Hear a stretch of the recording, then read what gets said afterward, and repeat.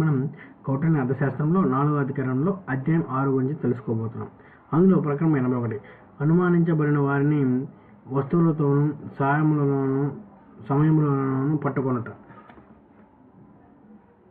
సిద్ధుల వేషమును ధరించిన వారు వినియోగం తర్వాత అనుసరించబడిన వారిని దొంగలించిన వస్తువులతోనూ దొంగలించిన సమయంలోనూ పట్టుకొనుటకు గురించి వివరించవలసి ఉన్నది.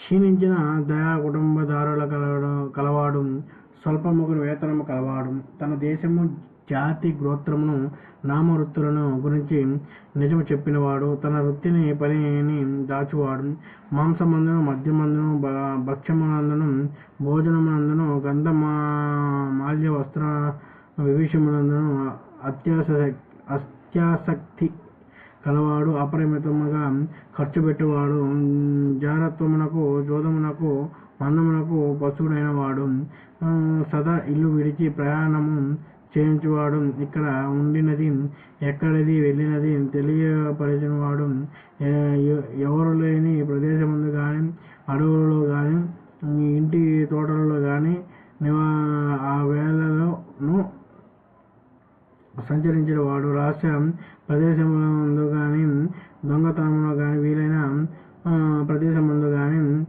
దీర్ఘాలోచనను చేయుచు ఇతరులను కలుసుకున్నవాడు, కొత్త గాయములకు రహస్యముగా చికిత్స చేయించువాడు, సదా ఇంటి లోపల ఉండువాడు, దొంగ చాటున నడుచువాడు, కాంతాపరుడు, పర స్త్రీల గురించి, పురుష ద్రవ్యములను గురించి, ఇండ్లను గురించి, పేర్లను గురించి పదే పదే ప్రశ్నలు వేయించువాడు, నింద్యములకు వృత్తులకును విద్యలకు సంబంధించిన ఉపకరణములు గలవాడు, రాత్రులందు ఆవేళలో గోడల నీడలయందు రహస్యముగా సంచారం చేయువాడు, విరూప ద్రవ్యమును అనుమానించదగిన ప్రదేశములందు అకాలమందులందు విక్రయించువాడు, వైరమును చూపినవాడు, హీనమగు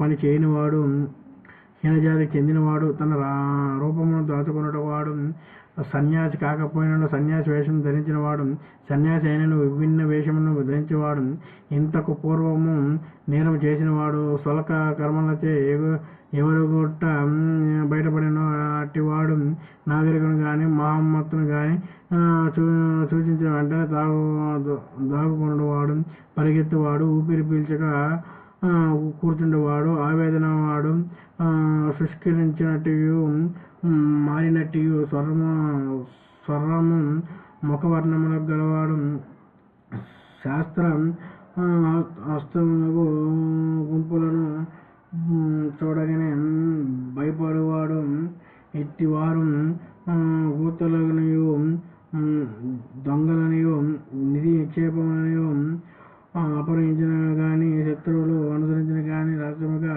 జీవించు వారిని అనుమానించవలెను. ఇది అనుమానించబడిన వారి వస్తువులతో పట్టుకుంట. పోయినట్టు గాని, దొంగల నుంచి అపహరించబడినట్టు గాని వస్తువులను దొరికినప్పుడు అట్టి వస్తువుల క్రయ విక్రయముల చేయువానికి వాటిని గురించి తెలియపరచవలెను. అట్టి వస్తువులు లభించినప్పుడు వాటిని దాచిన పక్షమున దొంగలకు సహకరించిన నేరమును వారు పాత్రులవుదురు. తెలియక వారు దానిని ఇచ్చి వేసిన ఎడల నిర్దోషములుగా భావించబడను. వారు సంస్థాధ్యక్షుని తేలిక పాత వస్తువులను తట్టుకోక పట్టుదరు, విక్రయించరాదు. తెలియపరిచిన వస్తువు లభించినప్పుడు ఆ వస్తువులతో పట్టబడిన వారిని ఎక్కడ ఇది నీకు లభించినది అని అది లభించిన విధమును గురించి ప్రశ్నించవలెను. నాకిది దయాభాగం నుండి లభించను, దానముగా లభించను, నేను దానిని కొంటిని, దానిని చేయించితిని, ఫలానా వాని నుండి రహస్యంగా తాకట్టు పెట్టుకుని, నేను దానిని సంపాదించిన ప్రదేశం మీది, కాలం మీది, దాని ఖరీదు, దాని ప్రమాణములు, లక్షణములు, మూల్యములు ఇవి అని అతడు చెప్పినంతయు రుజువైన ఎడల దానిని విడిచిపెట్టవలెను. పోగొట్టుకున్నవాడు కూడా అట్లే చెప్పి అది తనది అని వాదించిన పక్షంలో మొదట అది ఎవరి వద్ద ఉన్నదో లేదా ఎవరి వద్ద తక్కువ కాలం ఉన్నదో లేదా ఎవరి హక్కు శుచి అయినదో విచారణ చేసి దాన్ని ఇచ్చేవేయవలెను.